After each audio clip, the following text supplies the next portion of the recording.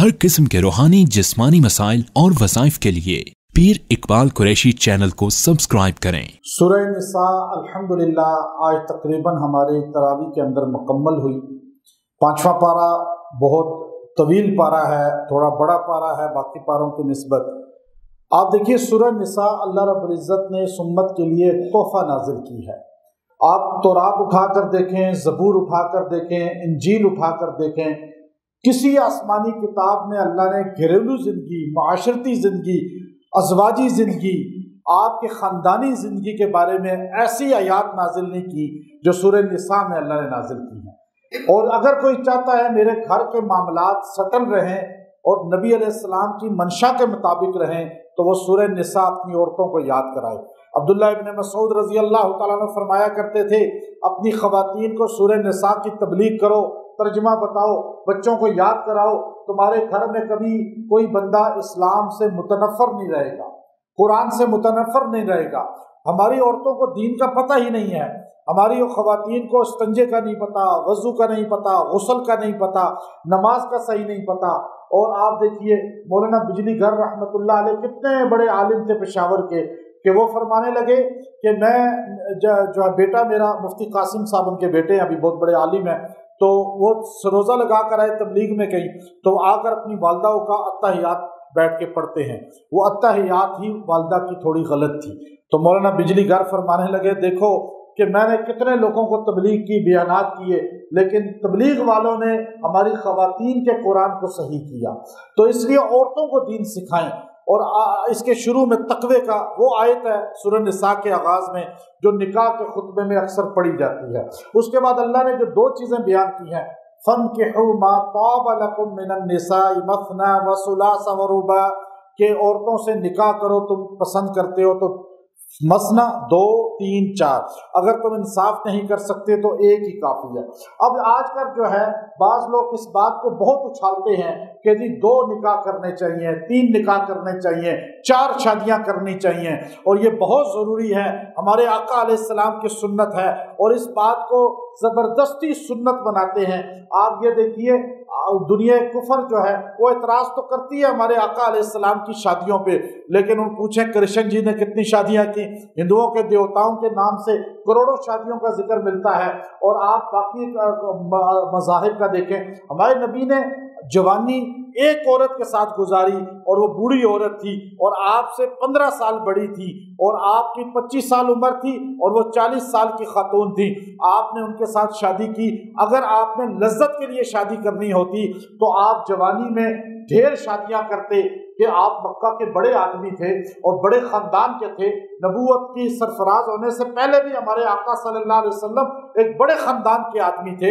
मक्का में आपका तोती बोलता था, यहाँ तक कि जब झगड़ा हुआ हजर अस्वद के बारे में, काबे की तामीर के बारे में, तो आपको सालिस बना के हजर अस्वद आपसे फिट कराया गया। सादिक कहा जाता था, अमीन कहा जाता था, लेकिन कारोबार करते थे, बिजनेसमैन थे, कोई आम ख़ानदान के आदमी नहीं थे। जलाल भी रखते थे, जमाल भी रखते थे, पैसा भी रखते थे, शोहरत भी रखते थे, लेकिन आपकी लाइफ पर किसी को कोई एतराज़ नहीं था। आपके पास तो ढेर शादियां हो सकती थी। आपने अपनी जवानी 40 साल नहीं बल्कि 53 साल तक आपने दूसरी शादी नहीं की। जो कहते हैं जी दूसरी शादी लाजमी करनी चाहिए, तीसरी चौथी करनी चाहिए, वो असल में सही हदीस और कुरान को समझे नहीं।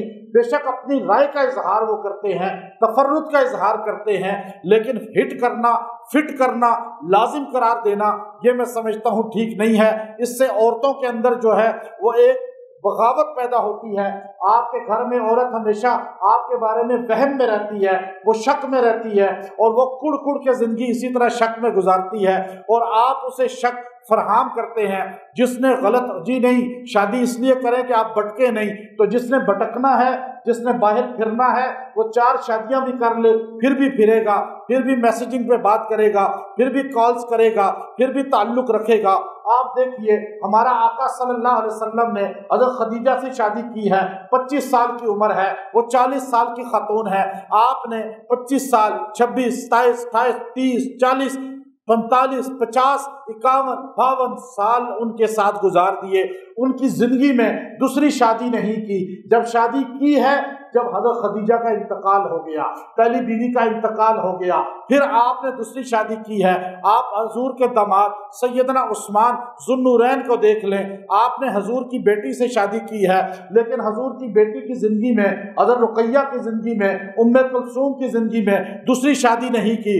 آپ حضرت عمر کو دیکھ لیں، انہوں نے حضور کی بیٹی زینب کی زندگی میں دوسری شادی نہیں کی۔ اب مولا کائنات شیر خدا علی المرتضیٰ کو دیکھ لیں، آپ نے حضور کی بیٹی سیدہ فاطمہ جب تک زندہ رہی، مولا کائنات علی المرتضیٰ نے دوسری شادی نہیں کی ہے، بلکہ جب علی المرتضیٰ ابو جہل کی بیٹی سے شادی کرنا چاہتے تھے، حضور کو غصہ آ گیا، فاطمہ ناراض ہو گئی، حضور علیہ السلام بھی علی سے ناراض ہو گئے، حضور منبر پہ بیٹھ گئے، حضور نے غصے کے ساتھ فرمایا، علی اگر دوسری شادی تم کرنا چاہتے ہو میری بیٹی کو طلاق دو اور شادی کر لو۔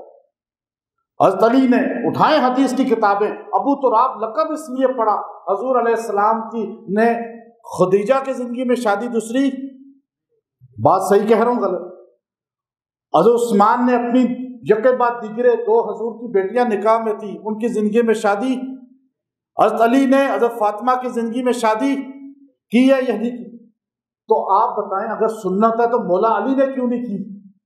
ہے نا یہ بات؟ اگر سنت ہے تو حضور نے خود کیوں نہیں کی حضرت خدیجہ کی زندگی میں، اور عثمان نے کیوں نہیں کی؟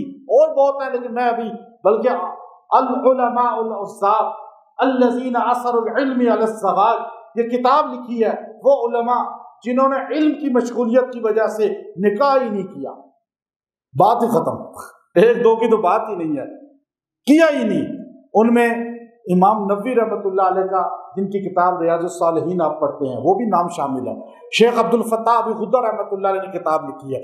تو یہ شور مچانا، 2 شادیاں کرو، 3 شادیاں کرو، اس طرح عورتوں کو بغاوت میں لانا، بیوی کو انسیف کرنا، اور آپ جو ہے گویا کہ ایسی چیز کی طرف زور لگا رہے ہیں، اصل اخلاقیات، معاملات، آپ معاشرت اچھی کریں، اعمال اچھے کی طرف لائیں، یہ تعلیم دینا گویا کہ سوشل میڈیا پہ اپنے آپ کو پھیلانے والی بات ہے۔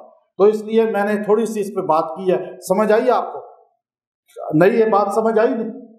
پھر اب آپ کا ارادہ ہے لیکن زندگی میں نہیں یوز کیا، اب اس کی موت کی دعا نہ کرتے رہیں، اللہ اس سے زندگی دے کہ وہاں ٹھیک ہے پھر تو اس کو مارنا ہی پڑے گا، یہ کام نہ ہو تو خیر چلیں۔ یہ تو میں نے ویسے ایک علمی نکتہ آپ کو دیا ہے، شاید کسی کو برا بھی لگ جائے، کوئی ناراض بھی ہو جائے، لیکن خیر یہ بات میں نے کسی کو راضی اور ناراض کرنے کے لیے نہیں کی، کس کے لیے کی ہے؟ اللہ کے لیے۔ یہ مسئلہ تھوڑا سا اہم تھا، اچانک میرے ذہن میں آ گیا جب وہ تلاوت ہوئی۔